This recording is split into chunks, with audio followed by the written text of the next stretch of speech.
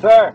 Narcan is commonly used by first responders and given out by community organizers to revive someone overdosing on opioids. It can also technically be picked up by anyone at most pharmacies across the US without an individual prescription. But is it really that easy to get your hands on? That sounds good in theory. In practice, actually, it's completely failed to meet the need. Narcan, a common brand name for naloxone, is still categorized by the FDA as a prescription-only drug. So even though most states have standing orders allowing people to purchase it through the pharmacist, it's not as simple as going to the pharmacy and grabbing it off the shelf. If you actually go to buy naloxone yourself, what you find are that many pharmacists are not aware of the standing orders. They may or may not have it in stock.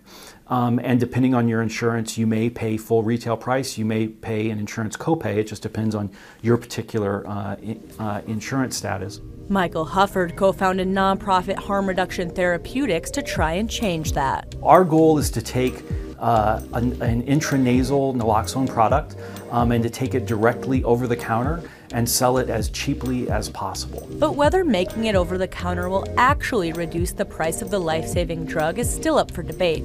If it's too costly, we're going to create or sustain the great divide that we see in healthcare between people with money and insurance and people without money and insurance. Hufford says though they can't predict what the exact cost will be, their nonprofit status will help make it a fraction of the current cost. Removing profit from the equation lets you just focus on getting the product out as cheaply as possible. He says they are currently working with the FDA, and he predicts the approval process could take up to 2 years.